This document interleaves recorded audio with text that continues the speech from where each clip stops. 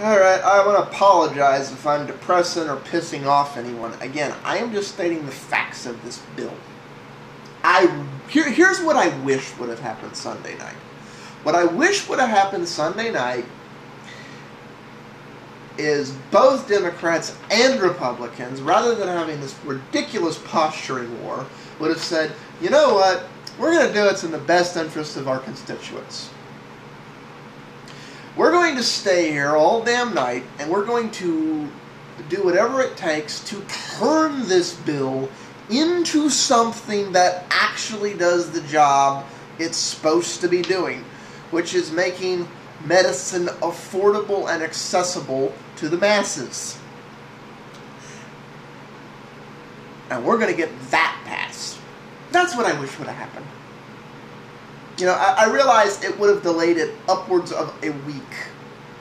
Maybe a few months if we went back to the political posturing. I would rather have had that. I'm not saying we needed to destroy it. I'm saying we needed to make it actually do its job. Anyways. The next thing. Oh, you Wally World people love this. This bill will require big companies like Walmart to provide insurance for their employees. Okay, what this bill actually does is basically people in big companies like that will qualify for subsidies. And you, me, the American people, the taxpayer, gets to pick up a portion of that. Largely this bill is being funded with printing money, which means prepare for your groceries to keep doubling in price. The bill bends the cost curve on healthcare. This is the other thing this bill's supposed to do. Okay, here's the reality. The bill, like I was covering before, this bill ignores many ways to cut healthcare costs. Half the people who are going to be uninsured in 2019 are still going to be uninsured in 2019. This is all while raising the cost of medicine in this country over $200 million by 2019. Let me repeat that. It's estimated that this will raise the cost of medical expenses in this country by $234 million. Not decrease them, $500 billion. Raise them, $230 billion.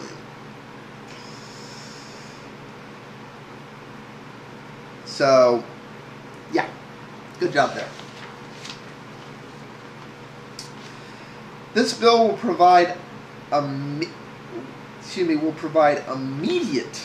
access to insurance for Americans who are uninsured because of pre-existing conditions. This is done via a high-risk pool. It's limited.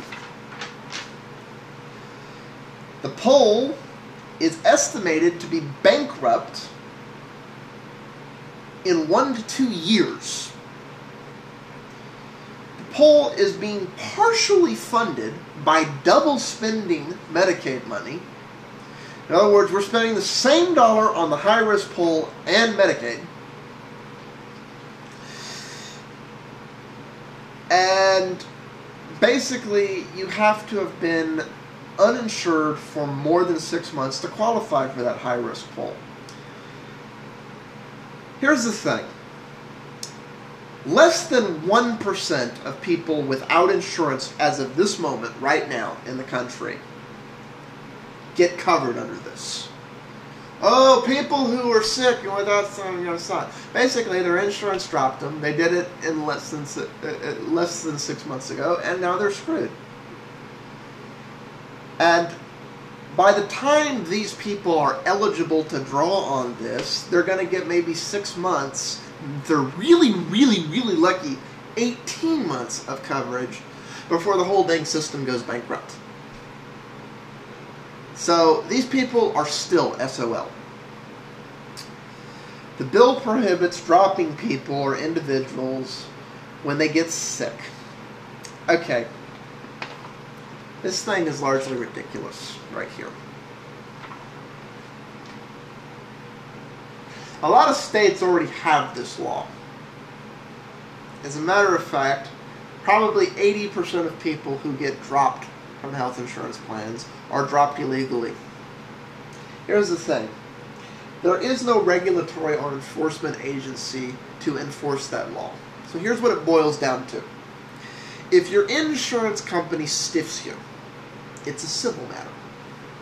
For those of you who've never had to deal with civil courts, here's what civil court boils down to. How much money do you have in the bank? Because that directly relates to how likely you are to have your rights enforced in that court. I didn't say that's a good thing. It makes me sick to my stomach. But that is the reality of the situation in excess of 80% of the time. So, at the end of the day, here's what it means.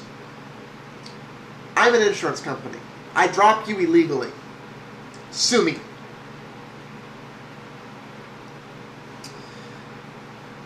And at the same time, we're lobbying for lowering, what attorneys can actually collect. So attorneys don't really want to pursue those cases anymore. There's some in some states, but nationwide pursuit of this is actually down because we have to stop this evil, yada stuff. The bill consumes insurers have access to an effective internal and external appeals process to challenge new insurance plan dissolutions. Okay. The internal appeals process is in the hands of the insurance companies themselves. That's the reality of this. It's just like going to the person who screwed you and saying, please don't screw me. No, I think I'll screw you. So, it's that problem isn't fixed. We've glazed over it. We've said we've done this, but we've handed the keys of the kingdom to the people who are in charge of it. So, this bill will stop insurance companies from hiking rates 30 to 40% per year. Here's the thing. We covered this before. What this bill does is says they have to spend 80 to 85 cents on the dollar that they take in.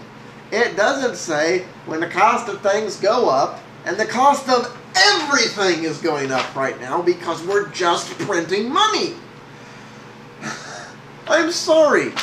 That's when more money, it means it's worth less. And inflation's going to happen, which means your premiums are going to continue to go up. And the U.S. is primed for some rapid inflation. So over the next 10 years, just get ready for everything to cost a lot more. Sorry, it's going to happen. Life's tough. Get a helmet. Deal with it. So they can raise the rates all they want. They just have to spend 80 cents on the dollar, in some cases 85 cents on the dollar, on actually providing medical coverage. Guess what? They now have to take all the people who are already sick. So the amount of money they're going to have to spend on medical bills is going to go up. So guess what? Your premiums are going to go up because they have to cover all this extra money. Even with the 80 cents on the dollar rule, the costs are still going to go up. They're still going to be spending more money. Up goes your premiums. And it doesn't mean your premiums can't go up. It just means the premiums collectively. I'll give you an example. A lot of states have this law that 80 to 85% of the dollars that an auto insurer brings in have to go to taking care of auto things. Well, I have news for you. Did your premiums stay down? For those of you who have ever gotten in a wreck that you were found at fault in, 2 years later, did your premiums shoot up? Or did they stay down because everybody else was helping subsidize your high risk? No, your premiums shot up. If you're sick, your premiums are going to go up. This bill does nothing to prevent that whatsoever. I'm up on time. Peace out all. I will return and cover the last few parts of this in one more part of the video.